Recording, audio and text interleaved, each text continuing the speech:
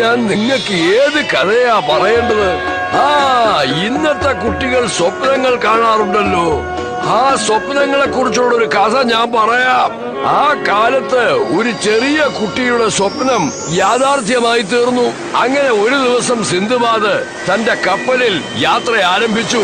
അപ്പോൾ ഇനി കുറച്ചു ദൂരമേ ഉള്ളൂ. കൊടുങ്കാറ്റ് സമയത്ത് കടൽ കിടക്കുന്ന ആദ്യത്തെ കപ്പൽ നമ്മുടേതായിരിക്കും. പക്ഷേ കടൽ കാണുമ്പോ എനിക്ക് പേടിച്ച് വിറക്കുന്നു സിന്ധുബാദ്. അതാ ഒരു ദ്വീപ് കാണുന്നു. കൊടുങ്കാറ്റ് ശമിക്കുന്നതുവരെ നമുക്ക് അവിടെ നിൽക്കാം. നമ്മൾ അവിടെ എത്തും സിന്ധുബാദ്. എന്താ പറയുന്നത്? അവിടെ ഒരു ചുഴലിക്കാറ്റ്, അത് നമ്മളെ വന്നിരിക്കുന്നത്. വേഗം പോ സിന്ധുബാദ്. നീ പേടിക്കുന്ന ഹക്കീം, നമ്മൾ ദ്വീപിനടുത്തെത്തി.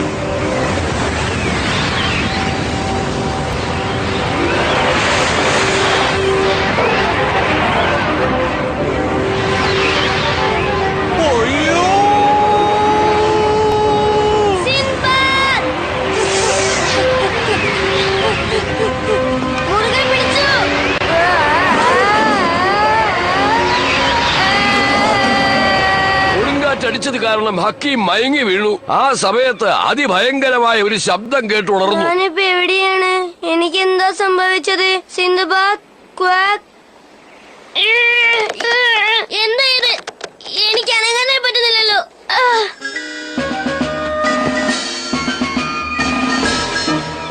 ഉടനെ അതിങ്ങോട്ട് കൊണ്ടുവാ.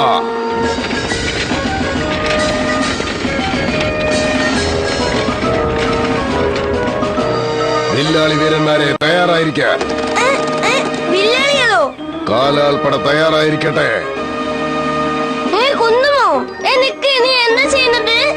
നീ എന്തെങ്കിലും കുരുത്തക്കെടൊപ്പിച്ചാൽ ഞങ്ങൾ നിന്റെ കഥ അവസാനിപ്പിക്കും. നിങ്ങൾ എന്താ ചെയ്യുന്നത്? ഞാൻ എവിടെയാണ്? നിനക്കെന്തും മാത്രം ധൈര്യം ഉണ്ടായിട്ടാ ഈ മഹാരാജാവിനോട് നീ ഇങ്ങനെ എതിർത്ത് സംസാരിക്കുന്നത്? ഞാൻ അല്ലെങ്കിൽ ചുഴലിക്കാട്ടിൽ അകപ്പെട്ട് ഇവിടെ വന്ന് വീണിരിക്കുക. എന്റെ ജീവിതം മുഴുവൻ കപ്പലിലാണ്. ദയവായി ഞാൻ പറയുന്നത് കേക്ക് രാജാവേ. ഞാൻ എന്റെ സുഹൃത്തുക്കളെ തേടിക്കൊണ്ടിരിക്കുക. ഇവിടെ നിന്റെ സുഹൃത്തുക്കൾ ആരും തന്നെ ഇല്ലടാ രാക്ഷസ. അവിടെ ഒരു വലിയ മൃഗം വരുന്നുണ്ട്. എല്ലാവരും ഓടിക്കോ, ഓടിക്കോ. നീ എത്തിയോ?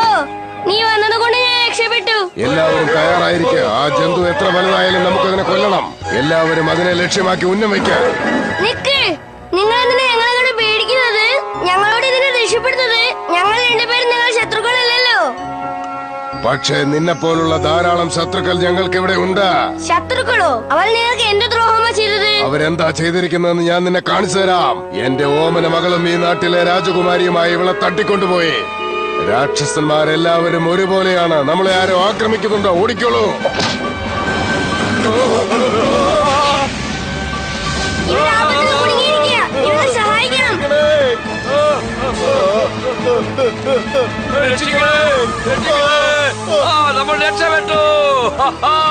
നീ എന്റെ സൈനികരെ രക്ഷിച്ചിരിക്കുന്നു. ഇവനോട് നമ്മൾ കടപ്പെട്ടിരിക്കുന്നു. എനിക്ക് പുകഴ്ചകളൊന്നും ഇഷ്ടമല്ല. എന്നാലും ഹക്കീം നിങ്ങൾ വാഴത്തെന്ന് പറഞ്ഞാൽ മതി.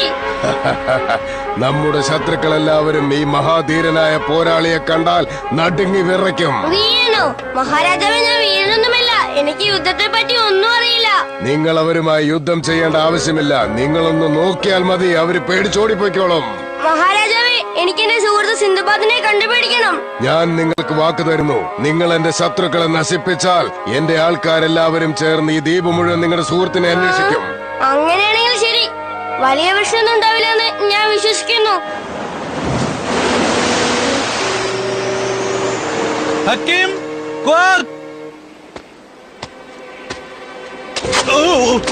എന്താ ഇത്? അയ്യോ, താഴ്ന്നു പോകുന്നു.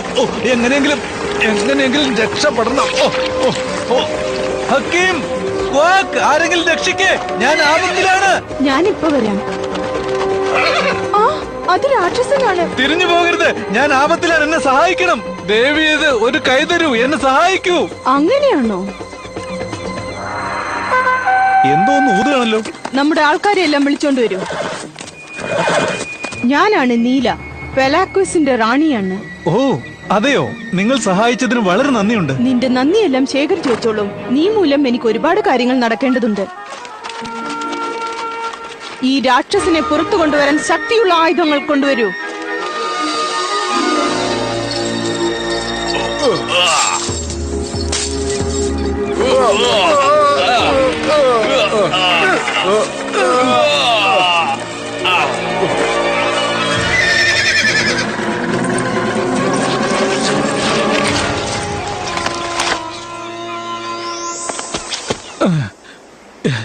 എന്റെ പേര് സിൻബാദ്. ഞാനൊരു നാവികനാണ്. എന്റെ ജീവിതം നിങ്ങൾക്ക് കടപ്പെട്ടിരിക്കുന്നു. ശരി, ഞാൻ നിങ്ങൾക്ക് എന്ത് സഹായമാണ് ചെയ്യേണ്ടതെന്ന് പറഞ്ഞാലും. പറയാം. സൊലാമ്യ രാജ്യത്തേക്ക് ഉടനെ പോയി അവര് പിടിച്ചോണ്ടുപോയി അടച്ചു വെച്ചിരിക്കുന്ന എന്റെ മകനെ ഉടനെ രക്ഷിച്ച് എന്റെ അടുത്ത് കൊണ്ടുവന്ന് തരൂ. അല്ല, സൊലാനിയൻസും ചെറിയ ആൾക്കാരാണോ? നിങ്ങളെപ്പോലെ ഉയരമില്ലാതെ? അതെ, ഞങ്ങൾ തമ്മിൽ പല വർഷങ്ങളായി യുദ്ധം നടക്കുകയാണ്. നിനക്ക് സഹായമായി ഞാനൊരു ആയുധം തരാം. ഒരു കാര്യം പറയാം, എന്നെക്കാളും ചെറിയ ആൾക്കാരോട് യുദ്ധം ചെയ്യാൻ എനിക്ക് ഇഷ്ടമല്ല. നീ ആള് വലിയവനായതുകൊണ്ട് നിന്റെ വാക്കും വലുതാകുമെന്ന് ഞാൻ വിചാരിച്ചു. നീ ഒന്നുകൊണ്ടും പേടിക്കണ്ട. നിന്നെ കണ്ട ഉടനെ അവർ പേടിച്ച് കീഴടങ്ങുക തന്നെ ചെയ്യും. ഇതെന്റെ കൂട്ടുകാരനെ രക്ഷിക്കാനുള്ള ഒരു വഴിയായിരിക്കും തോന്നുന്നു. അല്ല, ശരിക്കും നിങ്ങളുടെ മകനെ അവരാണോ കടത്തിക്കൊണ്ടുപോയത്? വേറെ ആരുമല്ല.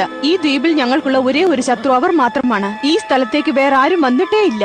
ഞാൻ പറയുന്നുണ്ടെന്ന് വിചാരിക്കരുത്, ഞാൻ വന്നിട്ടുണ്ടല്ലോ. സിന്ധുബാദിന് കുറേശ്ശെ സത്യങ്ങൾ എന്താണെന്ന് മനസ്സിലായി. രാജകുമാരൻ റൂക്കോവും രാജകുമാരി ഇലാനയും കടലിന്റെ മറുവശത്തുള്ള ദ്വീപിൽ കുറ്റവാളികളായി അടയ്ക്കപ്പെട്ടിരുന്നു. അവരെ അവിടെ നിന്നും പാവകൾ നിർമ്മിക്കുന്ന സ്ഥലത്തേക്ക് കൊണ്ടുപോയി. അവരെ അങ്ങോട്ട് കൊണ്ടുപോയത് പണക്കാരനായ ഒരു വ്യാപാരിയായിരുന്നു. കൂടെ അയാളുടെ മകളും ഉണ്ടായിരുന്നു. വരൂ, നിങ്ങളാണ് ഞങ്ങളുടെ ശരിയായ ഉപഭോക്താവ്. എന്റെ കയ്യിൽ ഒരുപാട് പാവകളുണ്ട്, വാങ്ങുന്നോ? അതിന്റെ ആവശ്യമില്ല. നിങ്ങൾ ഉണ്ടാക്കിയ പാവകൾ ഒന്നിനും കൊള്ളില്ല, പെട്ടെന്ന് ഉടഞ്ഞു പോകുന്നു. ഇതിന് നിങ്ങൾക്ക് എന്ത് മറുപടിയാണ് പറയാനുള്ളത്? ഞാൻ നിങ്ങൾക്ക് കൂടുതലായി പണം നൽകുന്നത് എന്റെ സംതൃപ്തിക്കനുസരിച്ച് ജോലി ചെയ്യാൻ വേണ്ടിയാണ്. ഇല്ലെങ്കിൽ ന്യായാധിപന്റെ മുന്നിലെത്തിക്കും ഞാൻ നിങ്ങളെ. സമാധാനിക്ക്. ഇങ്ങനെ ബഹളം വെച്ച് എന്റെ കട പൂട്ടരുത്. എങ്ങനെയും ഞാൻ നിങ്ങളെ തൃപ്തനാക്കും. ഇപ്പൊ ഞാൻ നിങ്ങൾക്ക് തരാൻ പോകുന്ന പാവകൾ നിങ്ങളുടെ മനസ്സിനെ മയക്കുന്നവയാണ്. അച്ഛാ, ഇത് കണ്ടോ? വളരെ ഭംഗിയുണ്ട്. ഞങ്ങളെ രക്ഷിക്കണം.